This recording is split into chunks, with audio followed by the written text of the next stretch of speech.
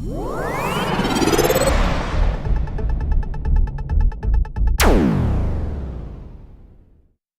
guys, it's Dave from Computing Forever, and in today's video I want to talk to you about what I foresee as some of the dangers of cloud-based storage solutions. So this is storing your personal information online, effectively a backup or even maybe a primary copy of your hard drive online. Now, I've really been inspired to make this video based on another video made by my friend Harry Harrison 30, who had some really bad experiences with an online cloud storage company. He was storing a whole bunch of personal information online, and the long story short is that they contacted him and sent him an email and said that they would be closing his account and he would have something like 30 or 60 days or something like that to take down all his files or they would be automatically deleted, which was quite shocking. And the reason for doing this was because their algorithms that their customer care people were using detected that he was using this account, this personal account, for business purposes. Which he clearly wasn't. There was nothing up there that was business related. It was all just personal, family files, family videos, family photos, things like that. So this is an issue that he's dealing with at the moment. He's made a video about it. I'll include an annotation and a link below so you can check that out and learn a little bit more about his story and feel free to share your own experiences. Really, my worry about cloud storage, and I've spoken before about, and I'm not going to get into the usual issues, which is what happens when these companies go out of business? What happens to your files? What happens when I don't have access to Wi-Fi to actually get at my files? Those are all very real things. And of course, we won't even touch on the fact that there's always the fear that these organizations can be corrupt, that they can give out your information, they can sell on your details, or you can get hacked. I mean, these are other things. Can these cloud storage servers be hacked? And can they get access to your information that way? Those are all valid complaints, but what I'm really concerned about is kind of how the consumer zeitgeist has changed in recent years. So, and I think social media is largely responsible for that. So when the internet was first commercialized in the early 90s, mid 90s, we were all told, be very careful online, a lot of weirdos out there, do not share any personal information, don't include your real name if you're on a chat room, if you're in the forums, use a fake name, use an avatar, certainly don't put up your photographs, don't give your date of birth, don't do all these things. And social media has made us more, social, as I've said before. I don't agree with that at all. Spending all day on tablets and smartphones and on the computer. But they have made us, they've kind of softened us up and primed us for where we are now, which is where we just freely giving away our information to marketeers, to companies, to businesses. So we're putting up information about what we did this weekend, where we work, our interests, our friends, our family, everything. I mean, it's insane. So the next logical step of that is cloud storage. Now you might say, well, Dave, it's only cloud backup. What's the harm? Well, there's a number of areas of concern there for me, and it begins at cloud backup, and then it eventually becomes like Chromebook type technology. Maybe they haven't taken off right now, but in the future, maybe tablets and smartphones and laptops won't have their own inbuilt storage.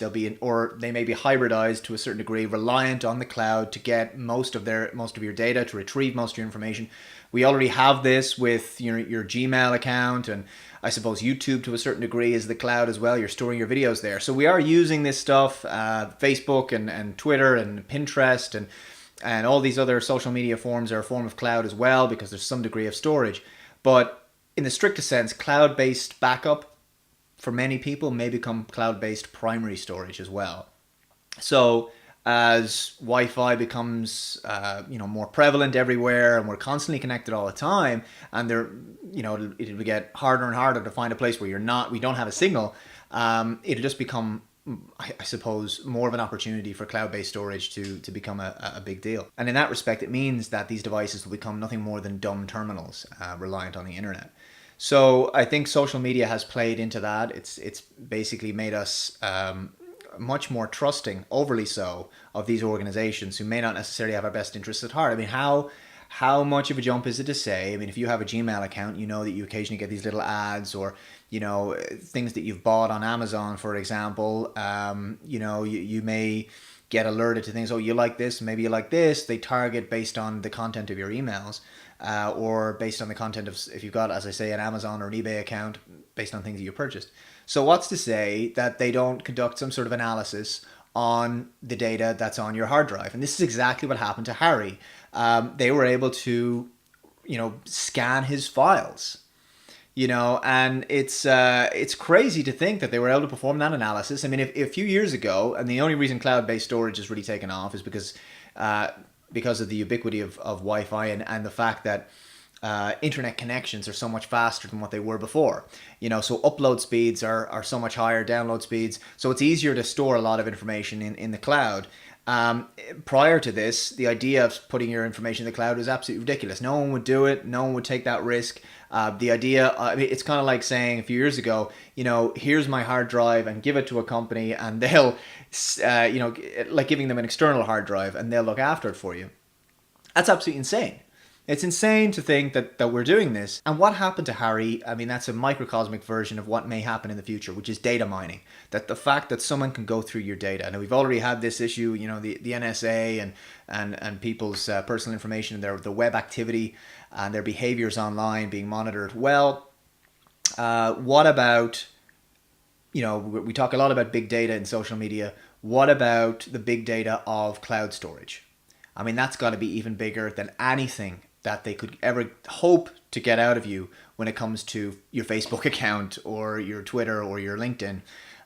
If you look at the potential for data mining and big data analysis, maybe they won't go into specifics about what you have in your hard drive, but there are lots of analytics companies out there who are chomping at the bit to do something like this. And they'll produce like annual reports, for example, and surveys saying, in the United States, 86% of people have this on their hard drive, or 73% of people are using it for games or for storage of documents and all this kind of stuff. And you're thinking, well, that seems all benign enough. But the point is that we are surrendering our privacy. It's not being taken from us. We're surrendering our right to have it. We're acquiescing here. We're just simply giving in. We're just simply saying, sure, absolutely, let the floodgates open. Where does it end? So they may not be able to do much with our data because they'll have all their own legal terms and conditions and they'll be bound by law. But there are obviously still those concerns. And there's a lot of organizations out there who are, some of them are faceless. You don't know who they're representing. And you obviously have to be extremely cautious. And this is obviously what's happened to Harry recently. And I'm sure that he's not alone in this. I don't think that there's any doubting that we have become all too complacent when it comes to our data and our personal information on the internet. And I think cloud storage is just another gray area and something that we're going to have to deal with in the future. It's just all too easy to actually get a cloud account. I mean, you're offered cloud storage and quite a bit of it, often for free, from the likes of ISPs. When you buy certain mobile devices now, you're being given heaps of online cloud storage as well. And some of it, in terms of responsibility that these organizations take, some of them are obviously trials, but the responsibility they take really comes down to, the old adage of you get what you pay for. So if it's a case of you getting it for free, well, what's the catch in terms of, I suppose, the integrity of your data? And I think in the future, if it does become a case that we are reliant on cloud storage and you are obviously paying a monthly subscription or whatever it may be, you're effectively paying for something that you were once getting for free by having an internal hard drive. So guys, those are my thoughts on cloud-based storage and its potential dangers. Do you agree with me or do you disagree with me? Let me know below in the comments. And of course, be sure to hit that like button because it's always appreciated. It helps to keep this show going. If you enjoy this video and you'd like to see more, please hit that big yellow subscribe button in the bottom right hand corner. And of course, there's a couple of videos over here you can check out too.